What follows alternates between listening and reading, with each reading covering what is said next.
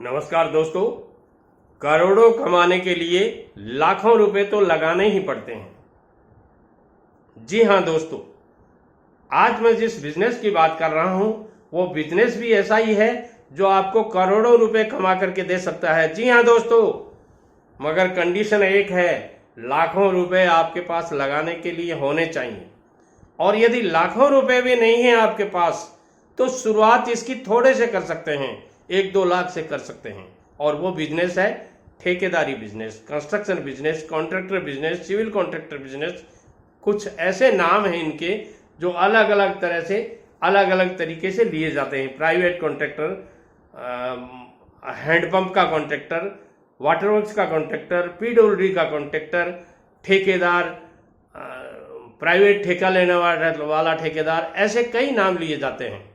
ये सारे इन्हीं में से आते हैं। कोई इनमें 19 होता है, कोई 21 होता है। एक बात और है ठेकेदार बंधुओं, या यूं कह सकते हैं जो ठेकेदार बनना चाहते हैं उनसे मेरा निवेदन है कि एक बात और है, ठेकेदारी में बड़ा कौन होता है?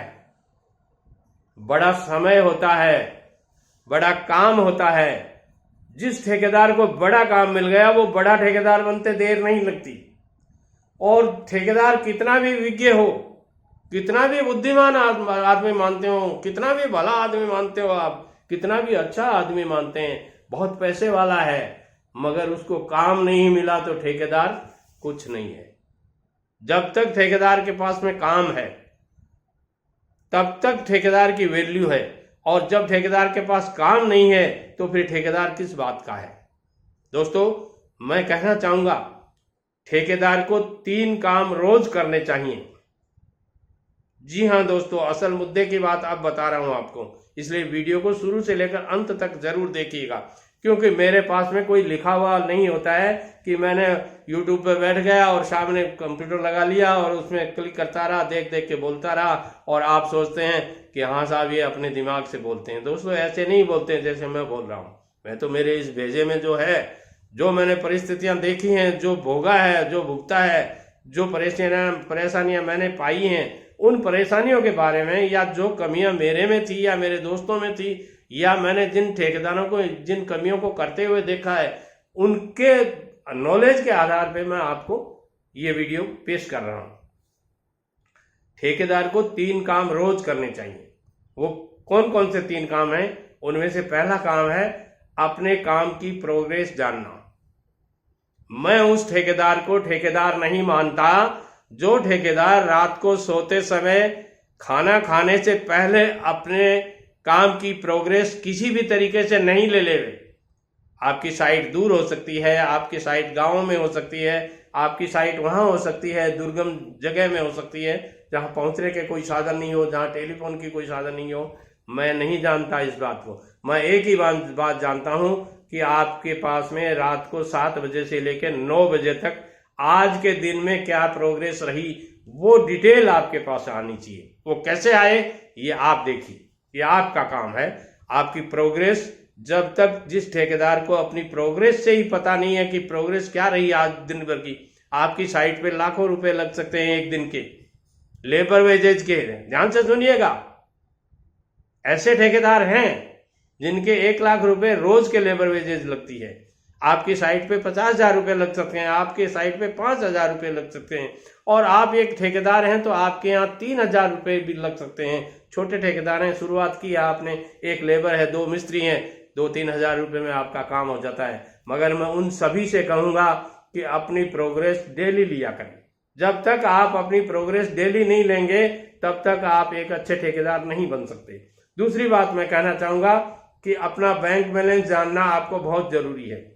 बात यह है कि बैंक बैलेंस कॉन्ट्रैक्टर का देखिए चेक के द्वारा पेमेंट रहता है, चाहे कोई भी छोटा ठेकेदार हो चाहे बड़ा ठेकेदार हो। आजकल गवर्नमेंट ने ऐसे निर्देश दे दिए हैं कि प्राइवेट कॉन्ट्रैक्टर को भी चेक के द्वारा पेमेंट लेना होता है। तो आपकी बैंक डिटेल आपके पास में होनी चाहिए। आपको 24 आवर्स ये पता होना चाहिए कि अपन टेंडर डाल रहे हैं उससे पहले अपने बैंक अकाउंट में कितने पैसे हैं। क्योंकि जो काम आप आज टेंडर डाल रहे हो उस काम का ऑर्डर मिलते आपको देर नहीं होती है। आप ये मान के चलते हो कि 3 महीने बाद में ऑर्डर मिलेगा। दोस्तों, मैंने एक टेंडर डाला था और उसमें मैं लोवेस्ट रेट थी मेरी, और मेरे एक अधिकारी थे वो नए नए आए थे, और कंपटीशन उस समय इतना था कि पूछिए मत आप। और वो जिस गांव में काम होना था उसी गांव में मेरा पहले से कंस्ट्रक्शन चल रहा था। मेरा कुछ सामान मटेरियल वहां बचा हुआ पड़ा था जिसे मुझे रीट्रांसपोर्टेशन करना पड़ता दूसरी जगह, और कुछ मेरी सेंटरिंग शटरिंग वहां पड़ी थी। तो मैंने उस काम में, ठेकेदारों में देखिए विवाद तो होता है, जब टेंडर डालते हैं तो एक ठेकेदार मुझ की लड़ाई करता है कि मैं ही लूंगा ये काम।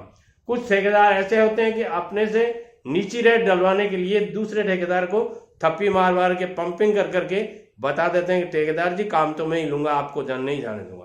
तो मेरे साथ भी एक ठेकेदार थे, उनको पुरी जी नाम था उनका।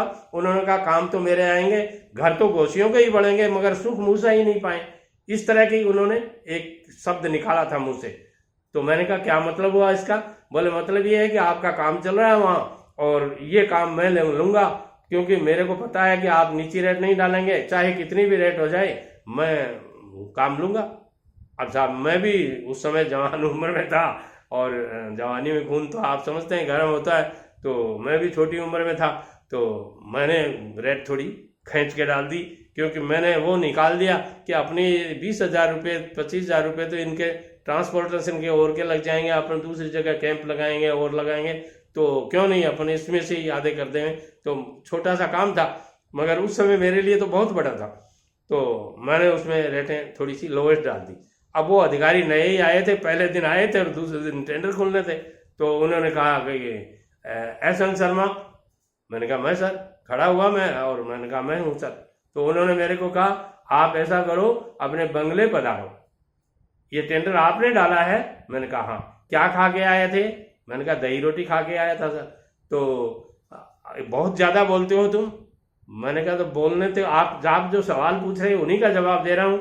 अब अधिकारी को ये बात लग गई कि मेरे सामने क्यों बोल रहा है ये, सर नीचा करके बैठना चाहिए था। अब वो मेरी आदत नहीं थी कभी। तो मैंने कहा साहब बात क्या हुई? बोले बात क्या हुई, वो आपको ऑर्डर मिल जाएगा, शाम तक आप ऑर्डर लेके काम शुरू करो। और दोस्तों हकीकत में उन्होंने टेंडर होते ही और फटाफट उनके वो था, उनके रेंज में था वो काम। तो उन्होंने तुरंत ही उसका ऑर्डर टाइप किया और मेरे को कहा बाहर बैठ जाओ और अभी ऑर्डर थमा देता हूँ, काम कब शुरू कर दोगे? मैंने कहा आपके ऑर्डर देने के आधे घंटे बाद में काम शुरू कर दूंगा। और हकीकत में ये हुआ।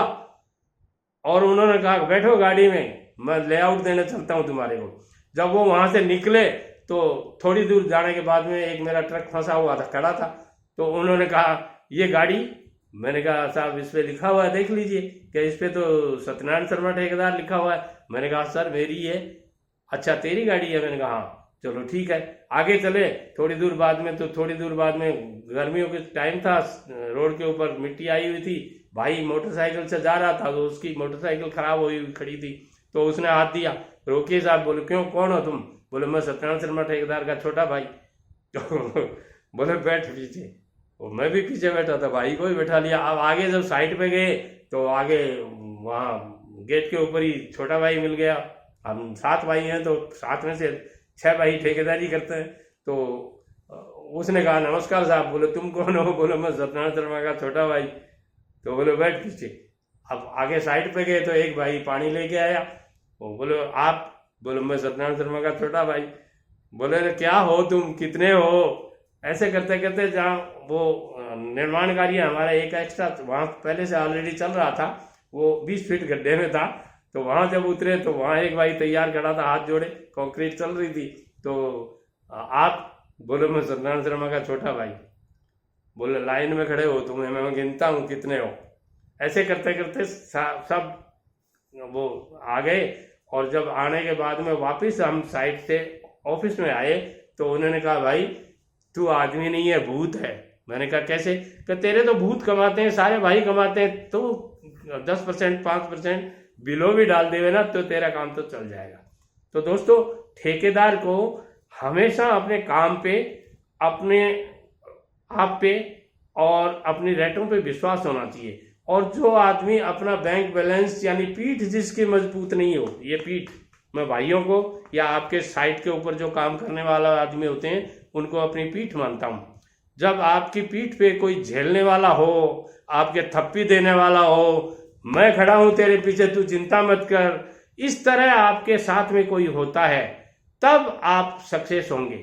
दोस्तों, मैं कहना चाहूंगा कि आने वाले 1 महीने का बैंक बैलेंस आपके पास होना चाहिए।